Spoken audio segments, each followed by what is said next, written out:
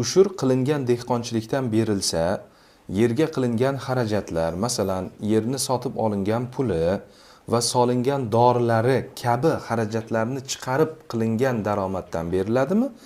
Yo shunday bari tushgan puldan beriladimi? Shu masalada batafsilroq tushuntirsangiz, iltimos.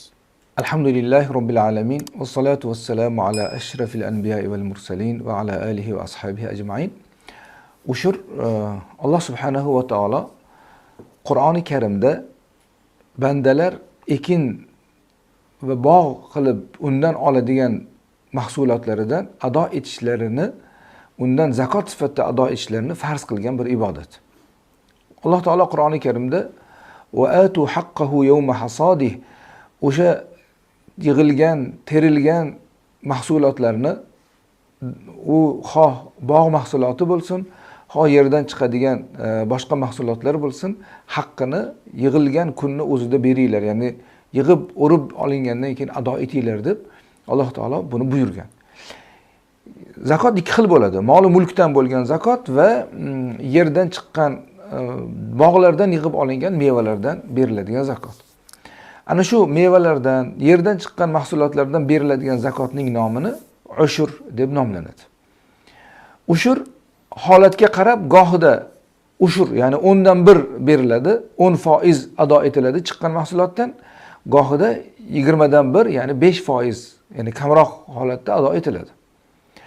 Savolda so'ralgani, bir odam dehqonchilik qildi, qilgandan keyin yerdan chiqarib olgan mahsulotlarini, xarajatlarni chiqarib keyin ushur beradimi yoki xarajatlarni chiqarmasdan turib ushur beradimi degan savolga Muxtasarul Viqoyada bu masalaga alohida to'xtalib, qabla raf'i mu'aniz zar'i deb kelgan. Ya'ni yerning, ekinning xarajatlarini ko'tarmasdan, chiqarmasdan turib, hali ularni chiqarib tashlamasdan zakotini, ushurini beriladi deyilgan. Shundan kelib chiqib, demak, dehqon yoki bog'bon o'zi yetishtirib tayyorlagan mahsulotini yig'ib bo'lganidan keyin uni dorisiga, ishchisiga va hokazo boshqa narsalarga ishlatgan xarajatlarni chiqarmasdan nima mahsulotga chiqsa o'shandan 10dan 1ni ado etish kerak bo'ladi. Endi ushur ado etishda ikki xil holat bor. Ya'ni 10dan 1 ado etiladigan yerlar bor va 10dan 1 ado etilmasdan 20dan 1. Yo 10%ni berish kerak yoki 5%ni beriladigan yerlar bor. 10%ni beriladigan yerlarga ariqda suv oqib keladigan yoki tepadan, osmondan o'zi yomg'ir yog'ib, yoqqan yomg'ir bilan ozuqalanadigan lalmi ekinlardan olinadigan mahsulotlarni, demak 10dan 1, ya'ni 10%ni ushur qilib, zakot qilib ado etiladi kambag'al, beva, bechora, muhtojlarga.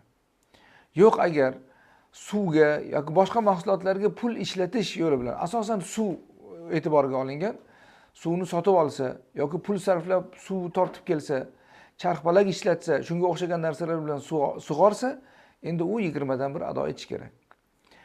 Endi xarajatlar hozirgi paytda dori-darmon, mineral o'g'itlar, ishchi kuchi, traktorlar, butun unga ishlatiladigan xarajatlar ko'payib ketganligidan ba'zi ulamolar, xususan Kuvaytdagi fiqh akademiyasi ulamolari masalani o'rganib turib, agar xarajat juda ham ko'p bo'lsa, 20dan 1ga tushiradi u xarajatning ko'pligi, ya'ni 5% ado etsa bo'ladi, 10% emas deganlar. Nima bo'lganda ham xarajat hali chiqarib tashlanmasdan umumiy qiymati ado etiladi.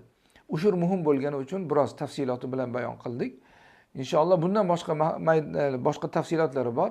Uni o'z o'rnida bayonini qilamiz. Vallohu a'lam bissavob.